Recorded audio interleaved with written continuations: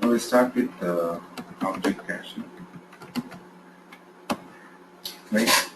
So till now, so we have seen caching which can be done, which we can handle over the ASP expression directly using our output cache, right? Vary by different parameters or vary by different controls, and you can actually set a duration of. Right? So let's look at the the page now, where we can actually see that we can cache data or any type of object, right, in our code path using a cache token. Let's see how we can actually do that. So let me create a new form here.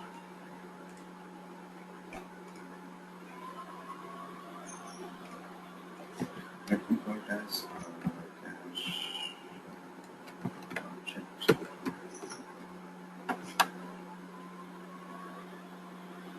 Let me make that startup. So here, what I'm going to do is let me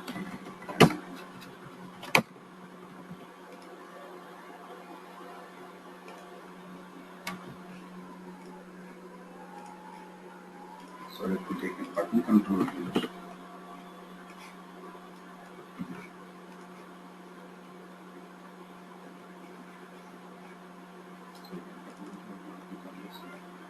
Now here, let me say, let's say you have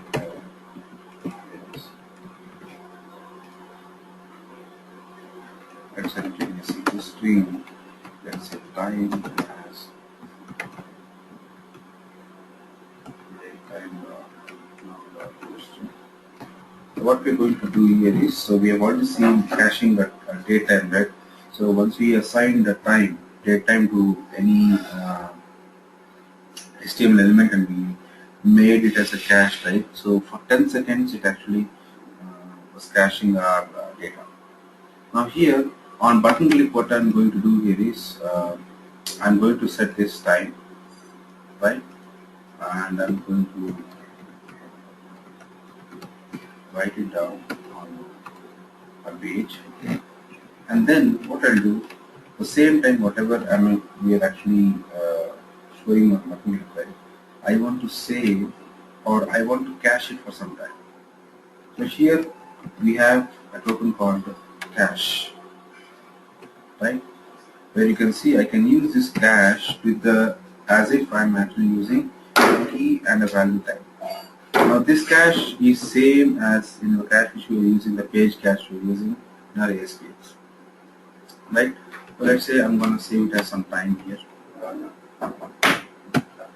right? So you can either use this cache of something which will return you, right? Or you can directly use some internal methods called insert. Right, you can see you have a key and a value. Let's say I'm going to give key as time, comma, value is time. Now, anyways, both are different. I mean, this is a variable and this is a key, right? Or you can just say maybe data, just to reduce confusion, right? Let's say I'm going to take it as data, which means I have inserted some object.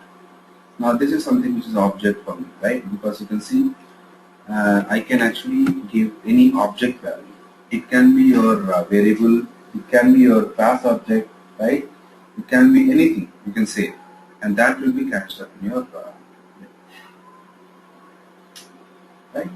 Now on button click we are actually doing this, right? So on page load, let's say I'm just checking first whether my cache of now how to retrieval is something how you can actually do now of this key. If it is not equal to null,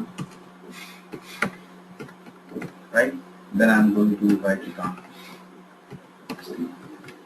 Let's say time, right? We have cache of data dot list. Okay. So this is what I'm writing. So whenever page loads, I'm first checking whether there is a data being stored in cache with a key called data, and if it is there, then we are done with that. Now let's run this. repeat the solution and run this.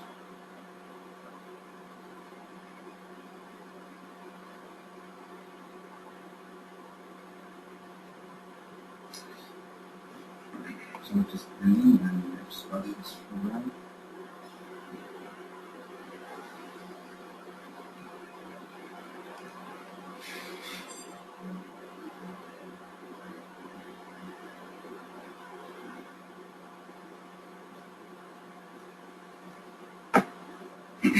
So initially you can see as there was no cache, it will not write. Click on this button, it will write some time. Right? Now refresh this. Right now you can see the time being entered. So while printing this time, let's do one thing. Let's put some break here.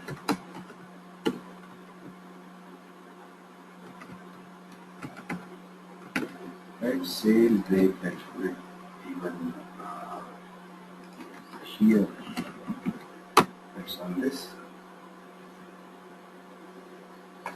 So initially, you can see I've already started a cache, right? But I actually closed it. So when I click on this button, I have this. Now refresh this button and try. Now you can see you have a cache item. Now you can see both that whenever you are caching the time, right? The time also done.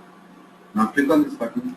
Again, you can see as soon as you change your cache, right, and as it is getting the data, right, you can see that we're actually printing,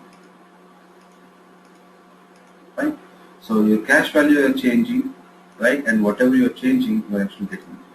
And refresh this, we'll see the cache will stay as is, right? So that is how it actually works. That you're actually saving the data in your cache element, right, where you can actually save any type of object you want.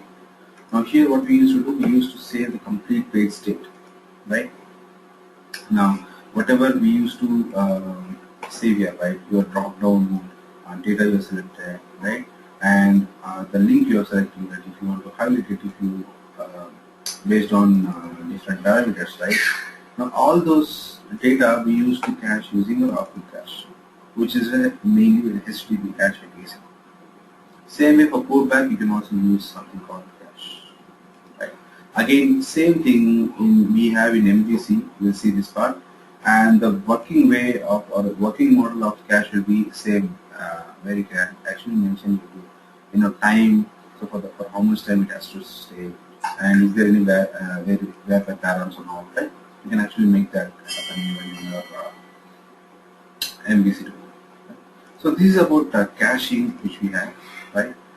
Cache which you can do to save your page state, where it will actually stay until your complete data retains, and based on some parameters it will change. Okay, so this is about cache. So let's move on to the next one, which is our master page. Now let's see what exactly is a master page and how to create it and how we can actually use this and all, right? So master pages are mainly used to provide a consistent look to website. The main usage of master page is to provide consistent look. Like let's take any example of any site style.